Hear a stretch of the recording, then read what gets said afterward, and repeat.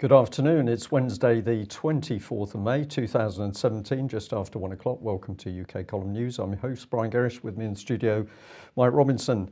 And we're delighted to say that we have got with us today Patrick Henningsen from 21st Century Wire. And we've also got Alex Thompson speaking to us from the Netherlands with Eastern Approaches. Well, what's the latest message? The latest message from our government. Do we have a government? We have a government. We don't have a parliament. We have a government. We don't have a parliament. But the latest message from Theresa May is it could happen anywhere. And of course, the terror risk at the moment is critical. So let's have a look at how the BBC approaches things. So we just thought we'd take a little bit of a snapshot from the BBC. And it's all here. It says an attack may be imminent. PM terror threat speech in full, 4 victims of attack named, what we know about the attacker, kids were running out crying. And then of course on the right hand side we've got some of Britain's finest police. That's the headlines there that I've just read through. And let's have a look at these men. We've got scruffy tattooed individuals in baseball caps with automatic weapons, paramilitary uniforms, paramilitary police patrolling what, where and why. I mean, what's really going on here, Mike? We seem to just be having these police driven across to becoming paramilitary police. Look at the tattoos and the state of the individual on the left. Worked in McDonald's for a few years. Now he's toting around the streets with an automatic weapon. And what are they looking for and what are they protecting? I'm getting puzzled by this. Yeah. Yes. Well, will we look at what Theresa May actually said then? Let's do that. It remains the case, apparently, that other than the terrorist himself, 22 people were killed in the attack, 59 people remain injured, and many of them have life-threatening conditions. She said, as Greater Manchester Police confirmed earlier today, the perpetrator was Salman Ramadan Abedi, a 22-year-old who was born and brought up in Britain. The Joint Terrorism Analysis Centre has now concluded, on the basis of today's investigations, that the threat level should be increased for the time being from severe to critical. As a result of the JTAC's decision, police have asked for authorization from the Secretary of State for Defence to deploy a number of armed military personnel in support of their armed officers. This request is part of a well-established plan known as Operation Temporer. The Secretary of State for Defence has approved this request and Operation Temporer is now in force. This means that armed police officers responsible for duties such as guarding key sites will be replaced by members of the armed forces, which will allow the police to significantly increase the number of armed officers on patrol. So basically, the army is going to look after, for example, I suppose, nuclear installations, nuclear power stations and so on, and armed police that would otherwise be there will now be on the streets, Brian. It's fascinating, and I'll just come back to this business. We haven't recalled Parliament to have any form of debate about this, so the public gets an insight into why these decisions are being made, who's saying what.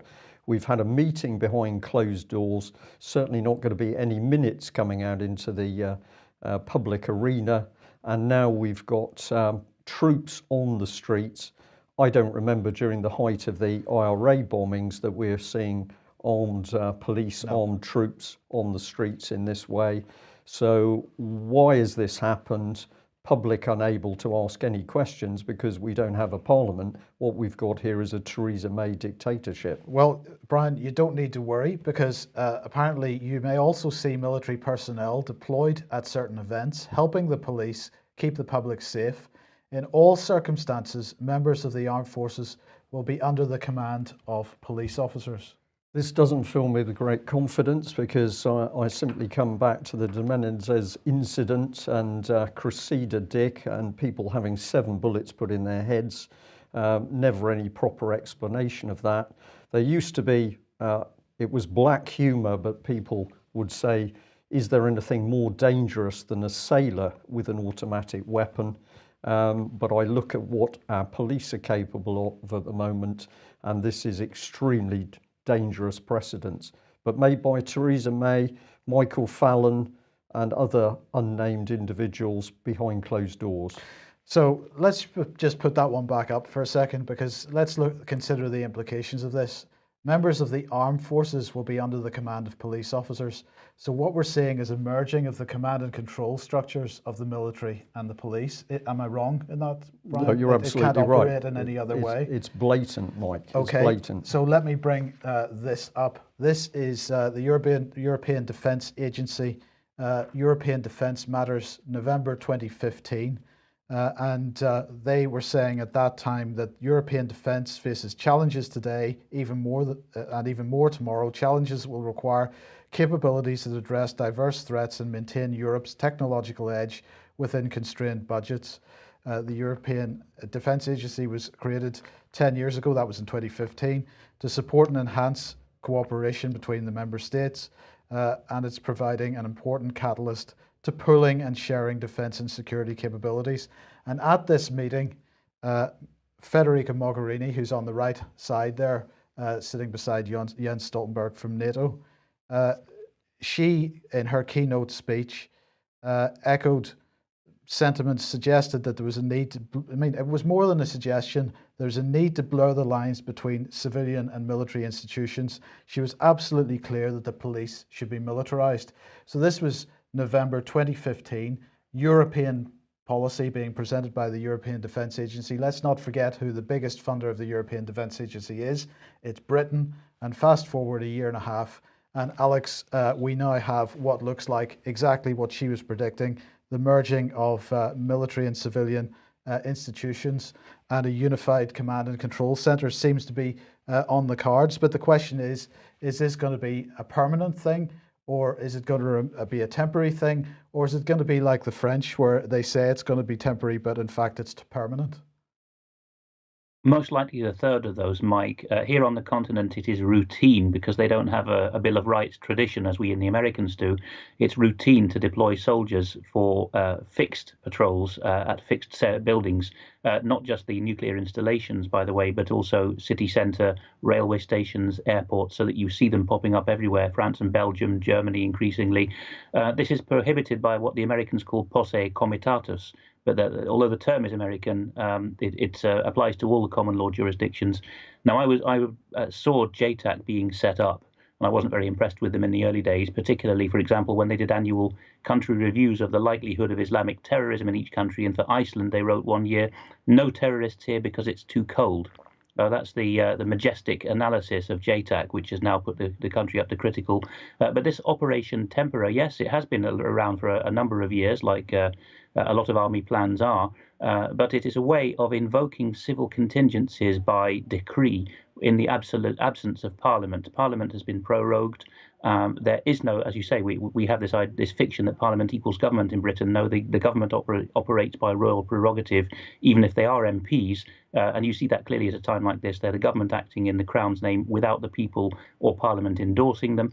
And if they invoke civil contingencies, it jolly well ought to be debated in Parliament. But then, of course, we would see the fearsome text of the Act come through, and that would really get some nerves jarred, even journalists in London. And so to avoid that, Operation Tempera is presented as if it were the army putting into practice long-established plans, and then people, especially those who support the armed forces, are perhaps less likely to raise a hue and cry about it. But as the chat box is saying, this is a necessary step towards the EU or continentalisation of Britain's police. And at the moment, we're told it is British or English and Welsh police and British Armed Forces, but both of these in their separate routes can easily be merged into EU bodies, Europol and or EUGEN4 on the police side, and the European Unified Military on the other. And then all that will change will be the faces. Not even the badges will change. So we're being subjected fully to the flagrant breach of the Bill of Rights and really being terrorised by our own military or someone else's. Patrick, have you any thoughts on this? I think looking at this, what I see and what you've covered over the years on all these programs is everything seems to be already in place in advance. The migration of services and the consolidation of departments and resources, state resources, and the European integration on so many levels seems to already be in place. All that's required is a trigger event. And so, isn't it how convenient these trigger events are coming at regular intervals? And what we see is the agenda just moving along nicely to where it's going. So, look at the reaction to this event. You just have to look at the reaction to this event. And the reaction by the state is a ramping up of a militarized police state. And the restriction, I would probably expect, restriction of right, or the expectation that rights and privacy will be restricted in some way by the state in the interests of national security and for the common good, as the leadership might call it. So the other thing that's coming down the pipeline is this will also be, if the election it does come back. I know I'm going off on a segue here, but if when the election campaigning does resume, neither candidate will be able to campaign on anything less than an aggressive policy for increased military operations, specifically in Syria. So that's what we can expect going forward. So how this benefits allegedly the Islamic State is anyone's guess. If that indeed is the narrative that's being woven through this event. If I just come in, or come back on that, Patrick, I think you've hit the nail on the head. Of course, what the UK column has been warning about for years now is the fact that these policies have been brought in by stealth. We have labelled it many times as subversion. We're seeing our constitution, we're seeing the inner part of this country dismantled from within. That has been a process that has been handled by both the Labour, Lib Dem and Conservative parties. This is a cross-party agenda to actually destroy this country from the inside.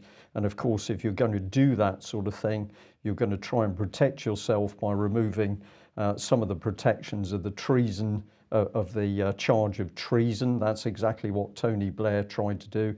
That's why Tony Blair said that one of the things he regretted was the Freedom of Information Act, because that act allowed people to really delve into what the government was doing. We warned and warned about the fact this malicious political charity Common Purpose was working out of the office of the Deputy Prime Minister at the time. That was Mr. Prescott. We warned about Francis Maud helping this organisation to train the top 200 civil servants. This is subversion, it's treason. Now just have a look at this, and we've got to say a big thank you to one of our viewers that emailed this in this morning. They said, you need to have a look at this bill which is coming through, the Armed Forces Deployment Royal Prerogative Bill. This is in sort of stasis at the moment while we have the election process in place.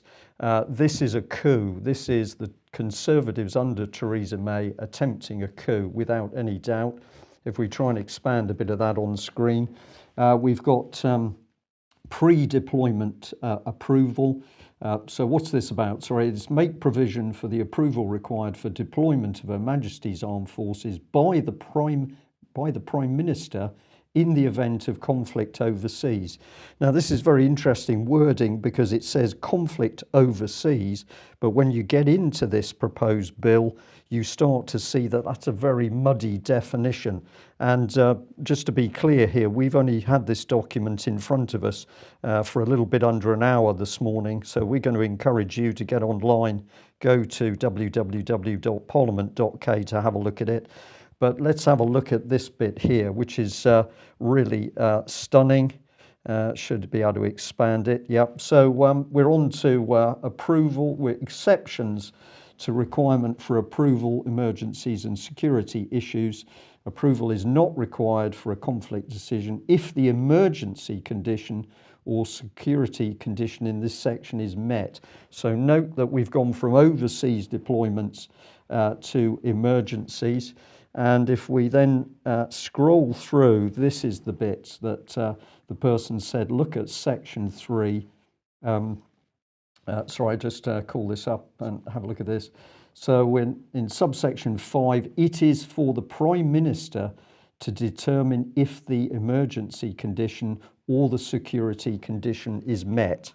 That's an enabling act, Brian. That's the sort of thing Hitler would have been delighted Well, about. it's an enabling act, and somebody in our chat box has pointed out in the last few moments that apparently Macron has either done it or is pushing for the French state of emergency to be pushed ahead to the 1st of November. So let's remember that France is already in a state of emergency. That's effectively paramilitary control.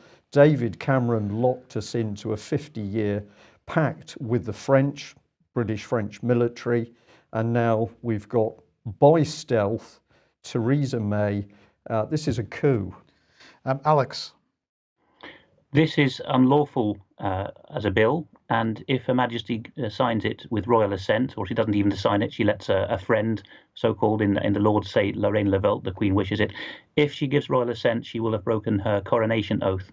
Since the Williamite settlement of 1689, the crown is offered to its incumbent on the basis of honouring the treaty, not the law, the treaty that was signed in 1689 called the Declaration of Right, which was then put into statute in Scotland as the Claim of Right and in England as the Bill of Rights. And the relevant wording, which comes straight from the treaty, the Declaration, I'll read it from the Bill of Rights, is whereas the late King James II, by the assistance of divers evil counsellors, judges, and ministers, did endeavour to subvert and extirpate the Protestant religion and the laws of liberties of this kingdom by raising and keeping a standing army within this kingdom in time of peace without consent of Parliament. Therefore, the raising of keeping of a standing army within the kingdom in time of peace, unless it be with consent of Parliament, is against law. Her Majesty will be breaking her coronation oath and therefore forfeiting once again her right to rule over us if she signs that.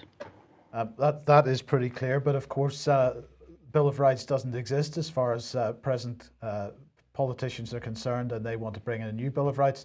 But Alex, what this absolutely demonstrates is once again another of the risks that we face if Theresa May is re-elected as Prime Minister. Absolutely. I think only David Ellis has really been covering this, but the Conservatives are basically not campaigning. They're assuming that they will get a minimum turnout in the right constituencies, really to let Theresa May glide through. And if you look at the Conservative manifesto, it's Theresa May's team. People are being encouraged to vote not even for the Conservative Party, but for Theresa May's team. And as Guido Fawkes at order.com has reported, Conservative parliamentary candidates who are now being selected centrally by CCHQ are being told, you are Theresa's local representative. Yeah. Patrick, this is an ongoing argument in the United States as well, particularly it was under Obama. I haven't heard whether there's been any further discussion under Trump, but there has been this argument between the executive, the presidency, and the Congress for some time about who has the right to take the United States to war. Mm-hmm. Yeah, the United States is technically under a state of the emergency.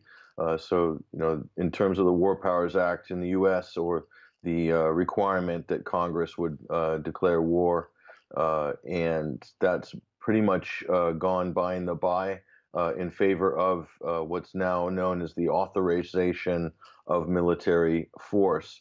And so built into the National Defense Authorization Act is a sort of like running state of emergency, which was renewed recently. And then we also have, before that, the Patriot Acts, which act in a similar way.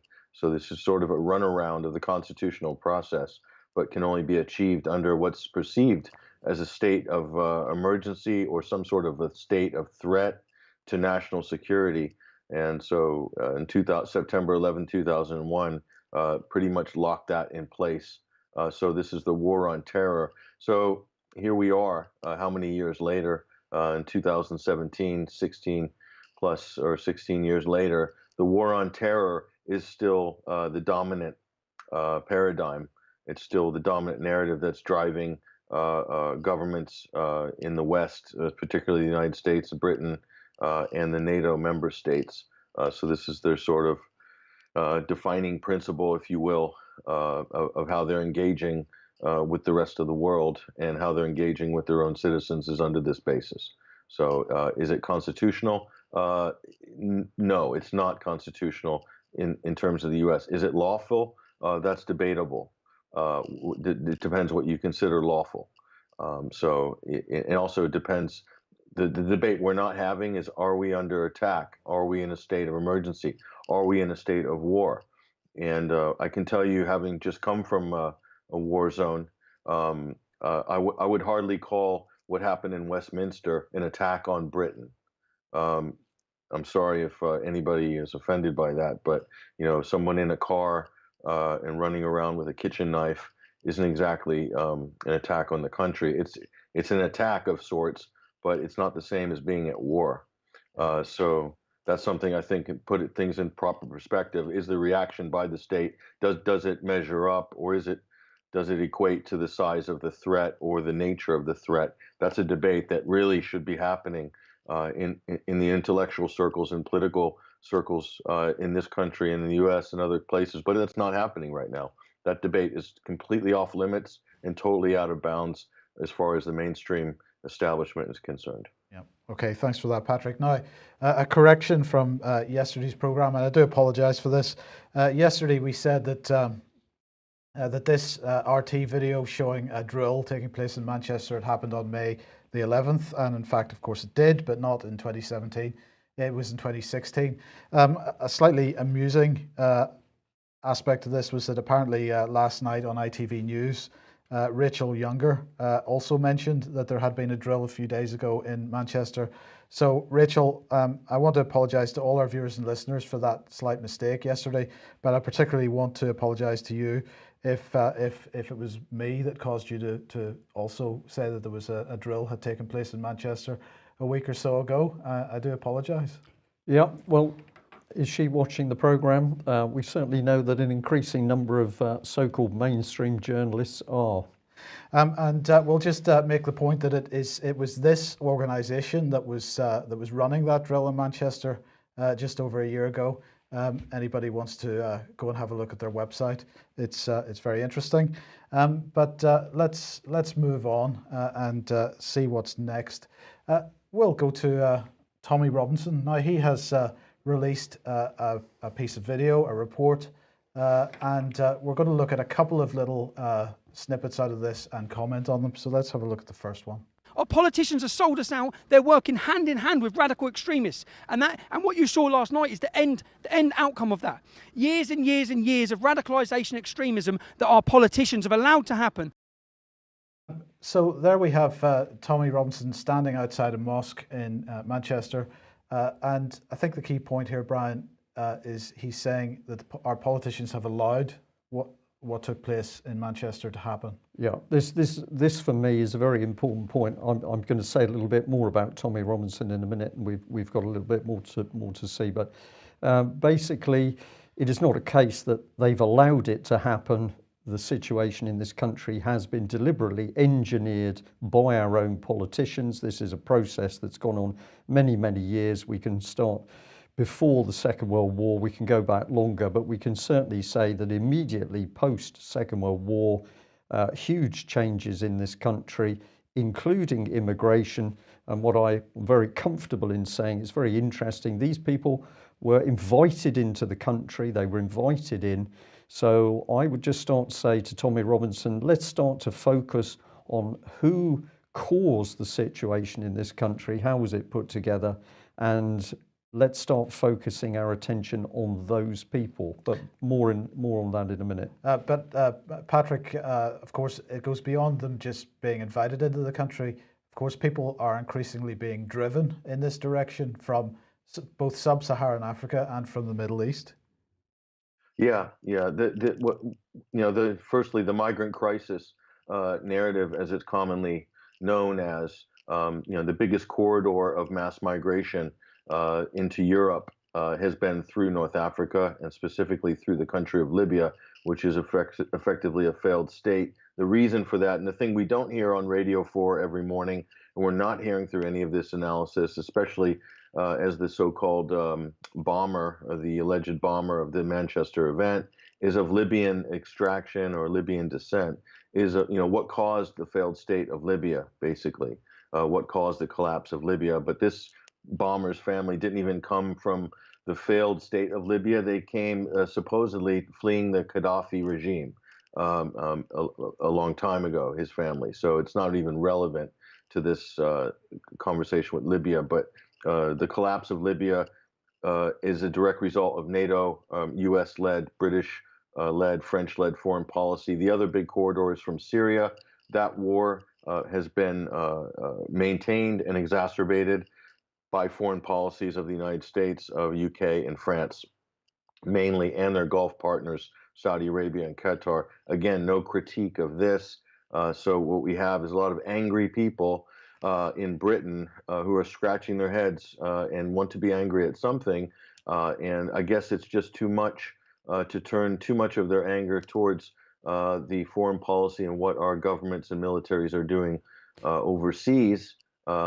Instead, this is kind of cannibalization of society, where divide and rule, where people are just ripping each other's to pieces, and these irrational reactions to something that happened, like the event in Manchester a couple of nights ago. So, are you really going to get to the bottom of the problem here?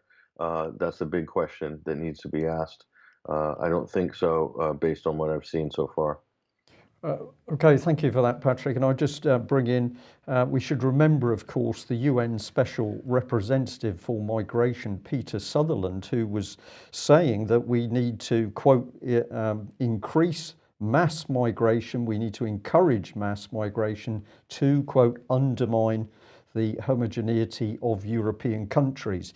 So we can see that there is a political drive to create this situation, and then, of course, once that situation is created, we've got distressed people, we've got people who are going to align with extremist groups in order to get back somehow at the situation that is causing them pain.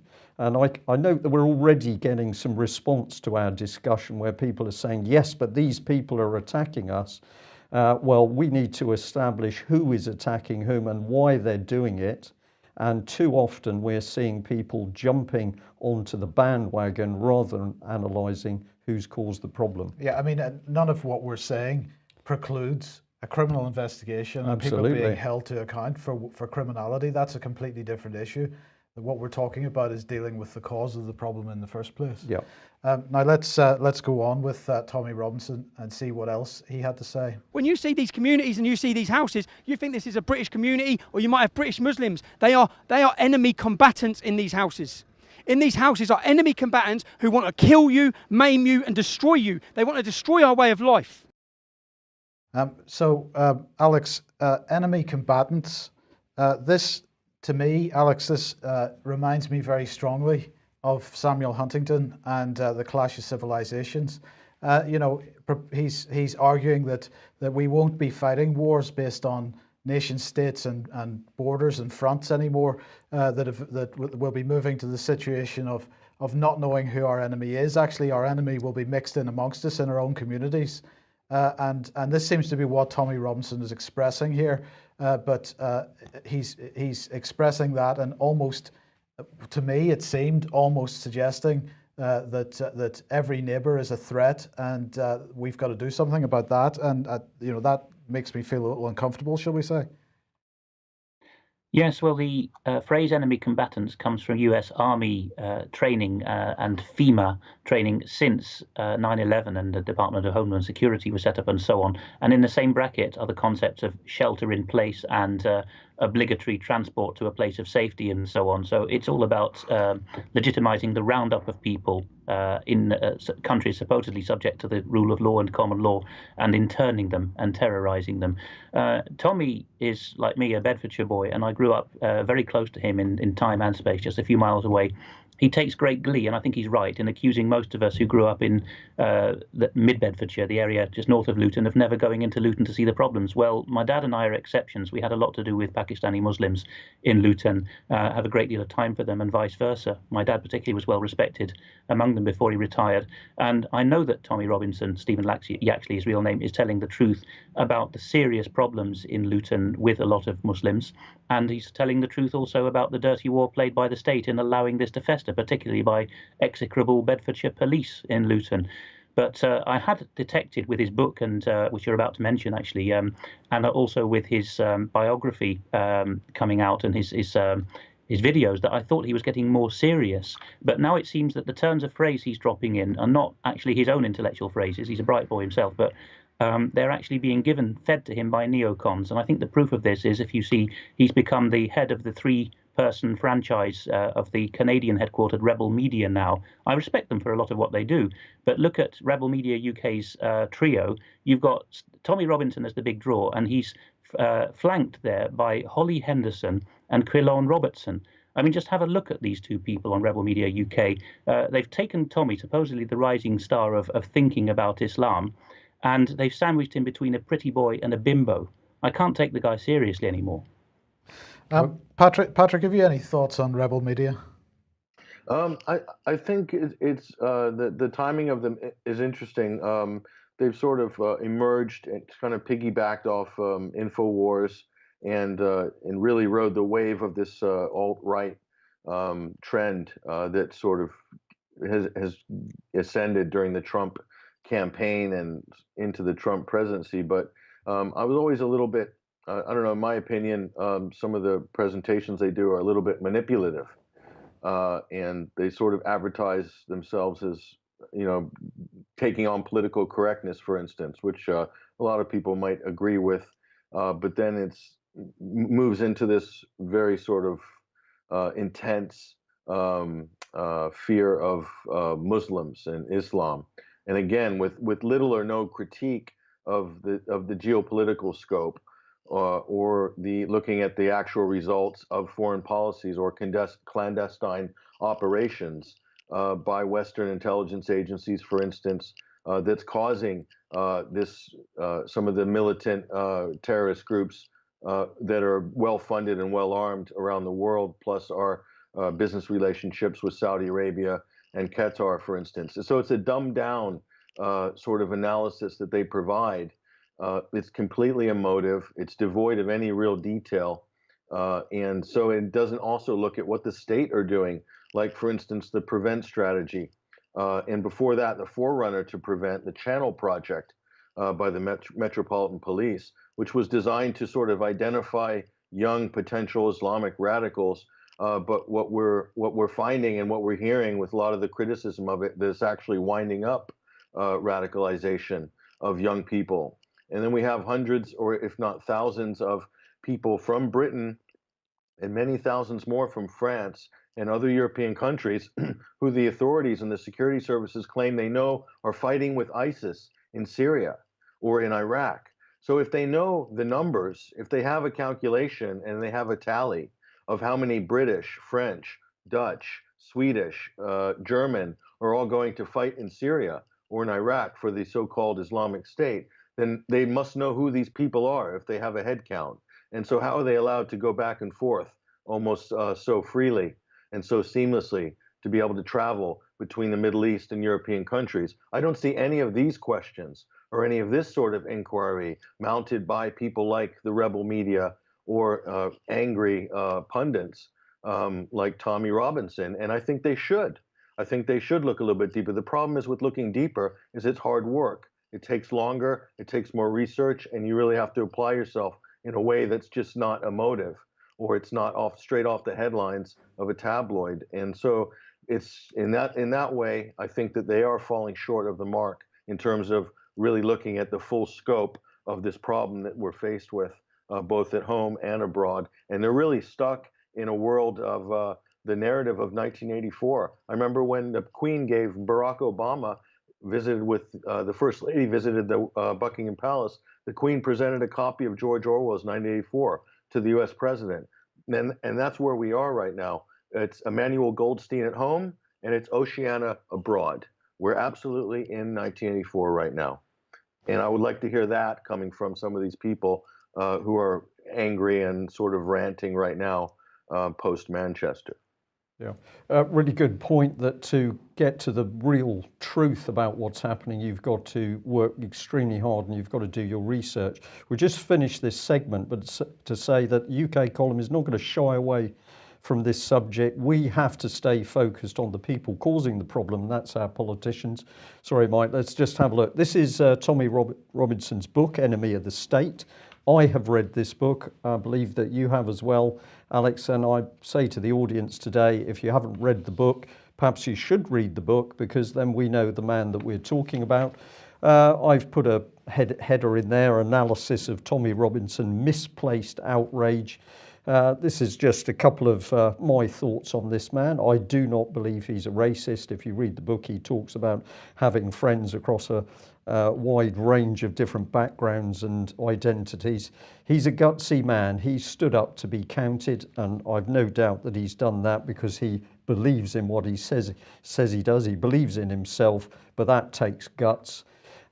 He's been smashed by the state. If you read it, he talks about the police coming on to him. He's been put in prison. He's had his family threatened and attacked by the state as well. This is all very typical. Many, many people coming forward talking about this. And of course, once this happens to you, you are out for blood because you want to know why it's happened to you and who's caused the problem.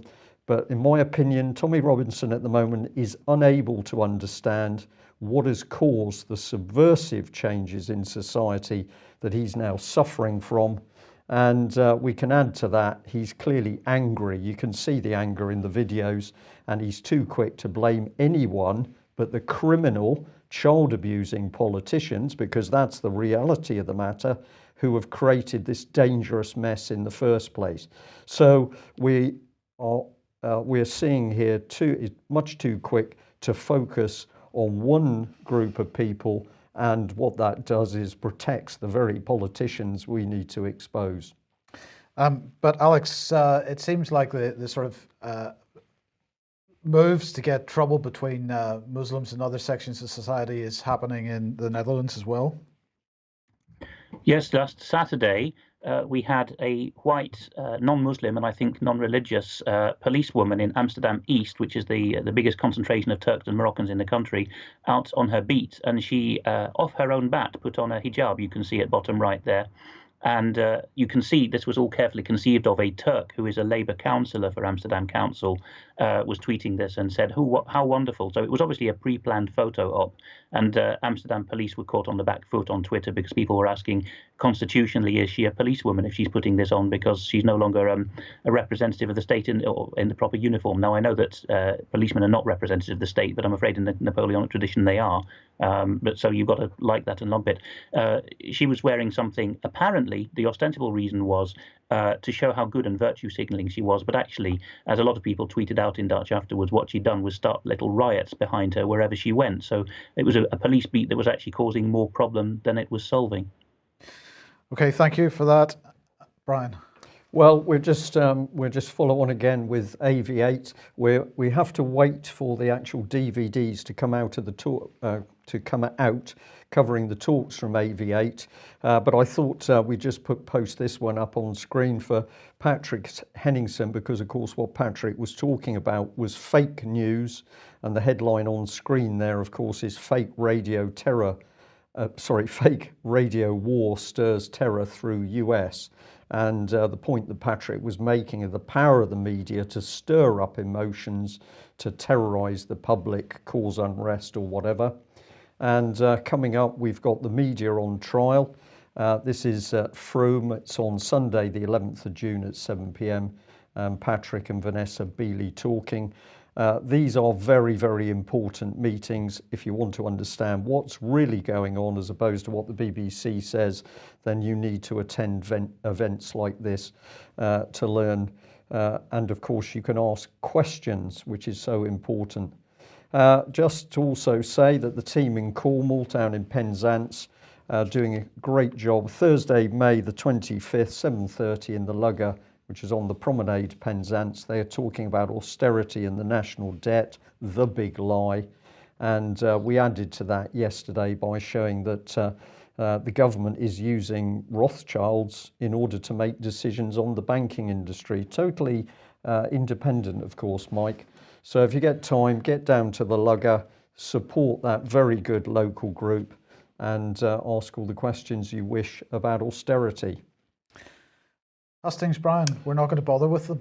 I don't think we should. Why have we come up with this headline? Well, we got a wonderful email in today. If I can just read that. It says, I'm aware that a couple of people are away for a few days, but I thought it would be worthy of comment that one of our merry band here in Milton Keynes North was told by a Labour prospective parliamentary candidate that there was to be no hustings in MK North. I put the question to my local UKIP candidate and he confirmed that he knows of none arranged so far. I asked the reporting desk twice at our local newspaper, The Citizen. On both occasions they said they'd heard nothing like that and would get back to me. They haven't as yet. Milton Keynes North and South has two Conservative Party representatives, but clearly they don't feel the need for a, quote, job interview, unquote, on this occasion. Very, very interesting email. Thank you very much for that. So why bother with hustings? Well, indeed, or even why bother campaigning? Because Alex, New Statesman here saying, the headline is, believe it or not, but the Tories are running an energetic election campaign. You just can't see it. The party is eschewing high-profile appearances in favour of targeted ads online. But we don't get the opportunity to answer questions under these circumstances. No, questions is what they fear because, of course, people are asking us, including UKIP branches, can we have killer questions to put to candidates about EU military union, or indeed about, in Scotland, about the contempt of court of the Scottish ministers over the Holly Gregg case and the Information Commissioner. And I'm afraid you won't get a chance to do that because, as the New Statesman is saying, only people are being targeted socio-economically and geographically only online, so that their social media will show targeted ads with nasty smears without the other groups in the community becoming aware and deciding not to vote for that party. Private Eye, which I got on my last visit to Britain, has a great cartoon here in the middle, Desperate Business.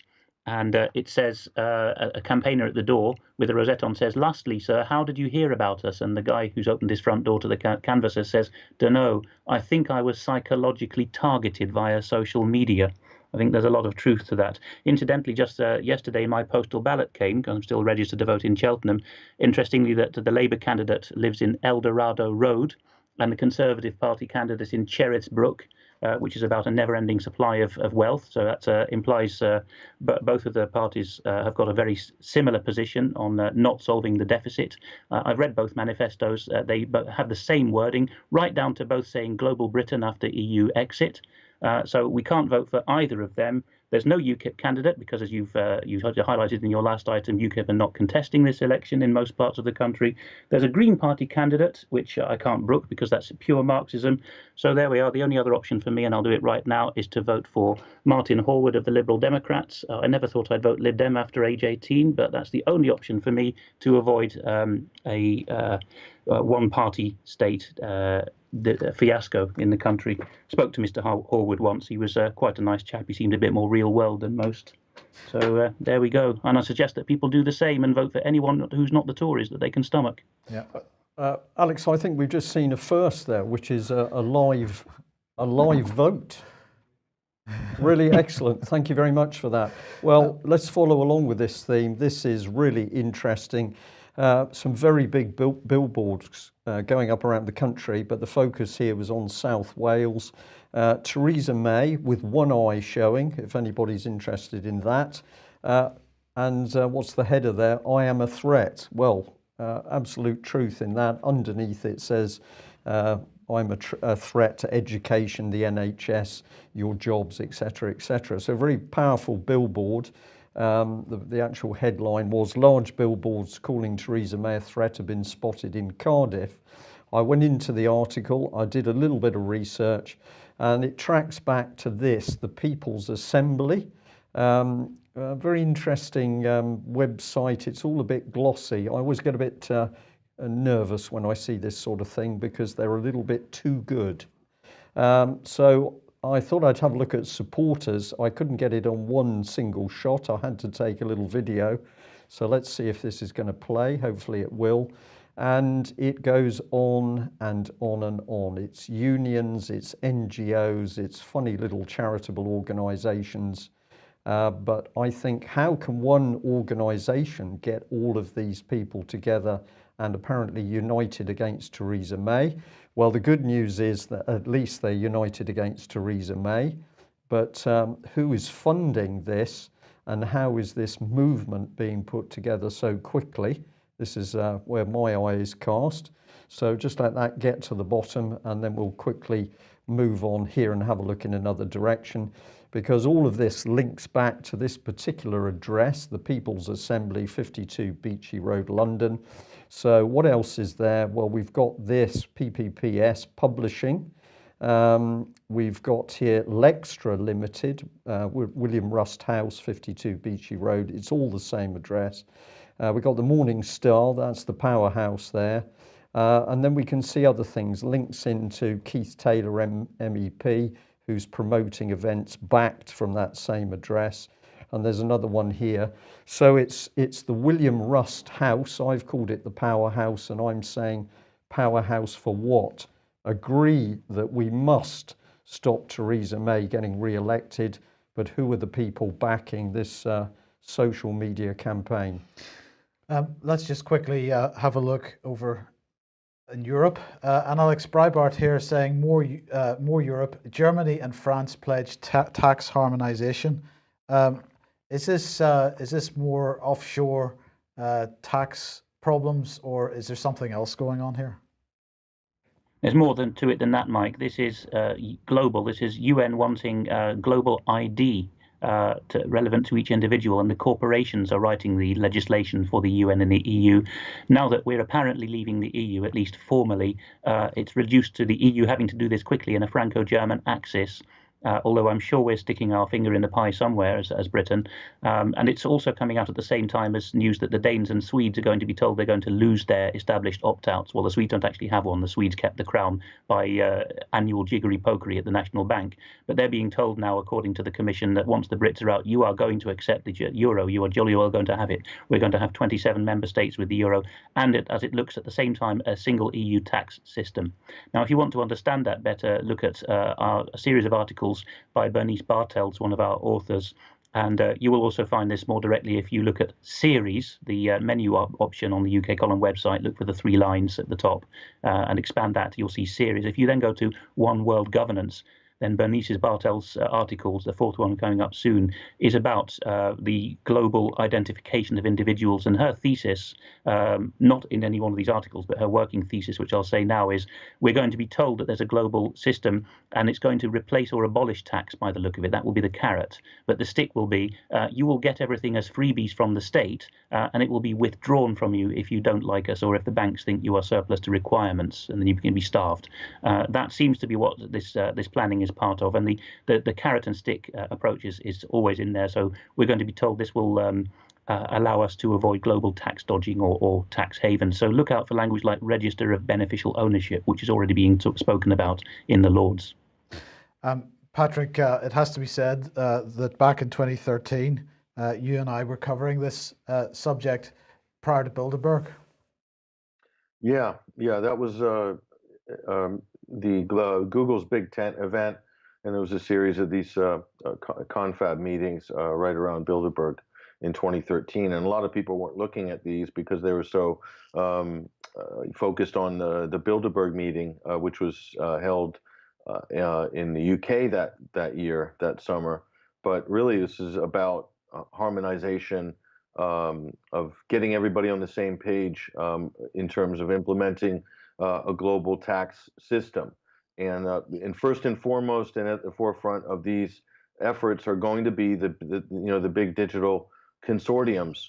And so all the big players, Google, Twitter, I believe there were British ministers there. I'm not sure if I'm correct or not, but George Osborne was there in some of those closed sessions. Absolutely, at that big tent event. So there's government ministers meeting with corporations on the taxpayer time clock, but maybe discussing things that are going to affect everybody's lives going forward into the future, but with zero accountability or any notes from those meetings or any real disclosure about what was discussed, what was agreed, what sort of agendas they're all looking at collectively. And this is all, we're not privy to any of this. But yeah, we were on that story, and it didn't get a lot of attention at the time. So again, what do we know? We're just a bunch of hacks. So, but there you go. Okay, so anybody wants to find that, have a look for Bilderberg 2013, The Birth of a Global Tax System. That's on the UK Column website, and it's under Patrick Henningsen's byline. So do have a look for that. Right, Alex, we're pretty much out of time, so 5 minutes at most here. Let's have a look at this. We're moving to Ukraine, and what you're calling this is National Front MP in uniform mowing down USSR veterans. We'll start this playing, and you can talk us through it. Tsar is a member of the National Front there. He is in his military uniform, which he always wears in the Rada, Ukraine's parliament. And there's a debate about the appearance of Soviet-era ribbons, now known in Russia as the Order of St. George, but in the communist period they were called the Order of Glory. And they started appearing after this man's very, very lovely people, the National Front, and their brethren, the Azov Battalion, started losing in Donetsk in the east. In the war there. And so there he is, and you should listen to this if you can find it. He's raging and yelling, "I wish I could mow them all down with a machine gun." And here you can see what's going on the streets, people being called unmentionable words, children seeing their mothers being called bitches and whores, and all because they're wearing, or that their menfolk are wearing ribbons, which the Soviet Union awarded them, in some cases for the defense of Kiev against the Nazis. And here's what the similarity of medals is based on. The one in the middle with the orange fringes at the edge is the Soviet-era Order of Glory. And this is being called supposedly identical to the new Russian restored version of the Catherine the Great-era ribbon, which has got the black on the outside. And this has caused such a nonsense that people have even suggested that tigers may be banned in Ukraine because there we are, someone's tweeting this as a joke. Tigers have the same color scheme, so maybe they're Russian stooges as well. Maybe they should be mowed down with machine guns or banned from Ukraine. It's quite a ridiculous set of circumstances, but you can see what's going on with people like Mr. Biriza in Parliament, just utter radicals. We keep being told not to say Nazis, but these guys really are Nazis. They're hardcore SS Nazi type men in Parliament in uniform, yelling at people to be mowed down with machine guns. If you look at the defense section of our website, I wrote a piece on another Ukrainian member of parliament who's of the same generation and the same attitude, called "Why is Sir Gerald Howarth in bed with Ukraine's Lady Godiva?" And Ukraine's Lady Godiva here, Svitlana Zalishuk, if you read my long read there, she's basically, she was primed for the same purposes by Soros and the EU to move Ukraine radically in this direction. That the shock really is Ukraine is like Turkey. It's on our eastern fringe. It's an endless source of radicalization and terrorism for us, and so things are being foisted from east to west. At the same time, Ukraine has got a bill on the books, which you see here, which is suggesting that church membership is no longer going to be a matter of who's on the church membership lists, but you can, according to this new draft, be defined by a special body of church oversight as a member of a religious community on the basis of going there and lighting a candle or whatever else you want to do. And so this allows people to infiltrate churches, and then that can be used as a pretext to seize them. And believe me, Ukraine is just a laboratory. Soros and the globalists are not interested in Ukraine for its own sake, but as a test bed. So a lot of this will be coming west soon, and you'll find your churches being taken over by large numbers of activists soon, and then the government taking the property off you, I'm quite sure. Also being seen in central Kiev at the moment, as this billboard shows you, is you can see that English slogans are being put up for the benefit of foreigners, not for the natives, saying "freedom is our religion." There's a whole cluster of ideas. You see it in Scotland with the SNP, which is another of the attack prongs, really, of telling people you mustn't be religious anymore. Your religion must be to this idea of a neocon idea of freedom. And so it's all part of the fluid identity stuff that David Scott reported on recently. It's no longer just in gender terms. Fluid identity applies to nationality and even belief in God these days. And it's all judged by state apparatchiks now, no conscience and no membership lists as such. Just to show you more about what the Ukrainian MP I just showed you, Mr. Birizar, he is in himself not of the Azov battalion, but the National Front is very close to them and overlaps in membership, and the Azov battalion is there posing with Mr. Adolf Schicklgruber, better known as Hitler. And there's a lot of pictures like this available on the internet, people posing in SS uniforms of the Azov battalion. These are our allies. Here is a Dutch exam paper. And I know it's being used, but children are being told here to detect what propaganda is. But still, look at the picture of Russia sinking its fangs into Ukraine, which desperately reaches a hand out to the West to be helped. And Europe, with its face in Germany, interestingly, holds out a wonderful welcoming hand to say, come into the club and away from the nasty Russian beast. What do we say to that, Brian? Well, I think we're allowed to say, Mike, that we have been warning and warning what's been coming for many years. We can now see it coming to fruition. It's becoming easier to see. And I'm going to add a lot of people saying to us, what should we do? I'll just put my opinion in, is to make sure Theresa May does not get elected, because that buys time. We need time to sort the rest of the mess out. I'm going to say thank you very much, Alex and Patrick, for joining us. It's been really excellent to have you on board. And just say again, thank you very much for people who've given donations recently, both to the UK column, also to the British Constitution Group, and a very generous donation given to, for that very brave Metropolitan Police whistleblower, John Wedger. So thank you very much for that. We will be back at the same time tomorrow. See you then. Bye-bye.